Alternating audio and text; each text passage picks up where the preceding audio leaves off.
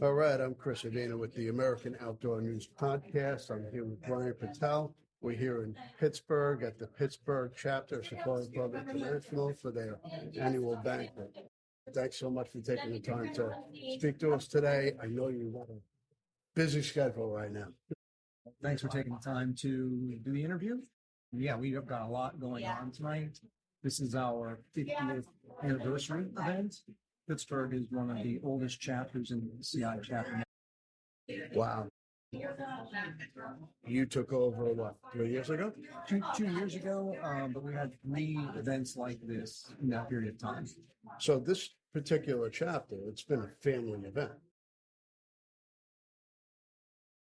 We've got, so this evening, my niece will be here, and she's actually the 4th generation of my family in this CI now. Okay. And what do you have in store? I mean, I'm looking at a room that's endless. You're expecting record crowds here. Yes, I do believe we will set a all-time chapter record for attendance. Uh-huh. Our gun offerings this year, I would say, are unprecedented. Joe Roston, our vice president, has done just an amazing job with procuring incredible firearms for our guests. Well, I know Pennsylvania has always had a storied history in hunting where you basically close the schools on opening day. Now, you just got approved for hunting the Sundays. That's correct.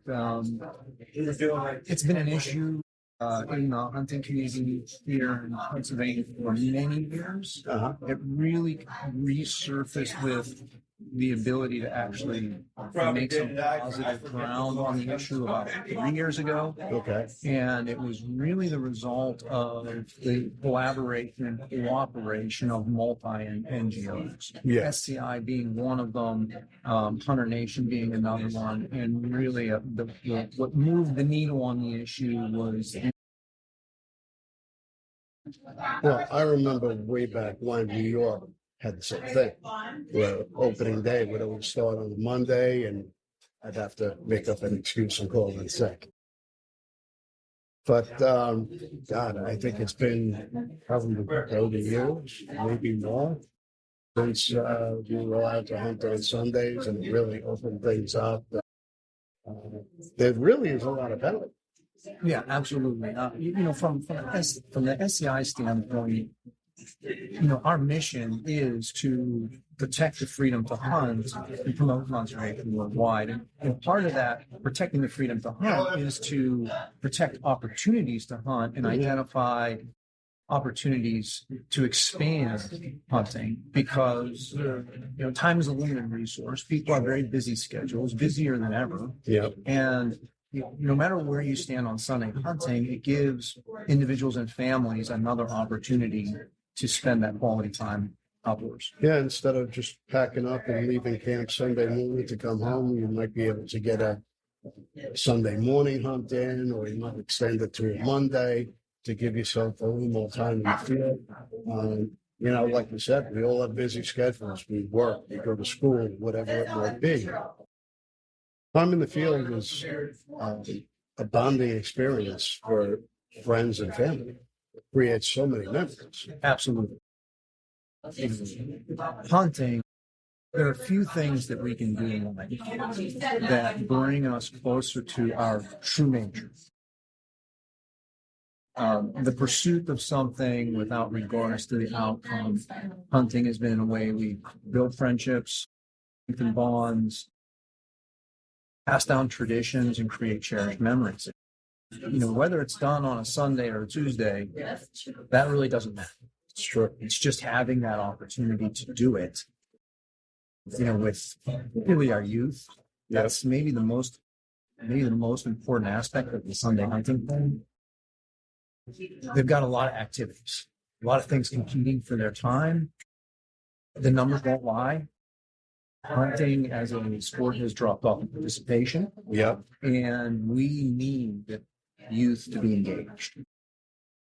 Again, I think that what you're going to witness this evening, Joe, who's managing the guns for the event and much more, we're going to demonstrate that tonight. So how does your chapter get involved in promoting the outdoor lifestyle and advocacy and education. Historically, we've done a handful of things.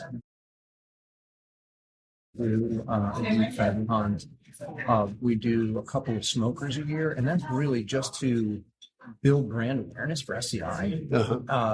One, a lot of times you meet people, they don't know who SCI is, or if they do, it's the stereotypical perception that Safari, Africa. Correct. And really, safari means journey. It doesn't have to be in Africa. It could be in your backyard. Sure. So it gives those types of things give us an opportunity to engage like-minded people to see that there's a lot more to this organization than going to Africa. Sure. A lot of it is working in your own backyard. It's, whether you're getting involved with other non-for-profits that are of the same mission. Collaboration helps everybody. Yeah, and really, I think in today's highly politicized environment, and I witnessed this, trying to be as close to the Sunday hunting issue as I possibly could. It all comes down to votes. Oh yeah, it all comes down to votes, like it or not. If you don't have the votes, so if you can have 3 or 4 different organizations that are representing a larger number of voters, you're able to get the attention of decision makers and policymakers. And we have some pretty exciting things actually happening in Pennsylvania again now on the legislative front that I think SCI is going to be able to be a meaningful part of. Would you say your chapter is family friendly? Your events and families get involved, daughters and sons and nieces and nephews?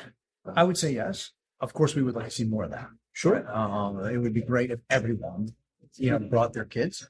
But I would say, is this a family friendly event tonight? Absolutely.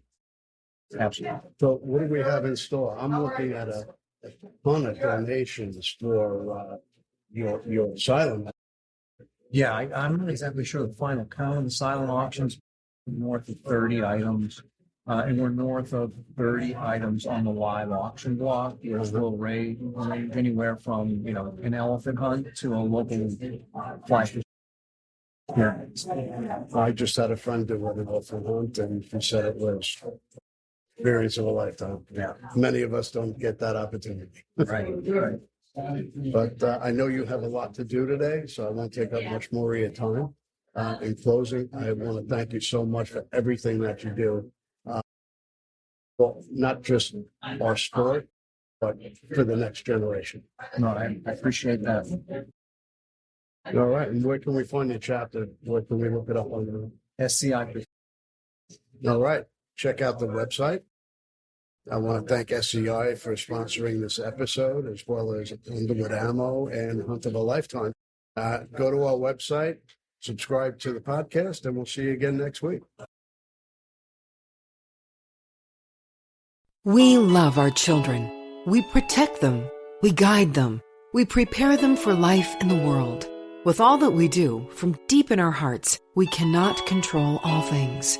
Life-threatening illnesses and disabilities affect far too many of our children each year. While we cannot change the circumstance, we can make dreams come true. Dreams to provide hope, to provide spiritual healing and strength, to provide moments of happiness and relief in the hardest of times.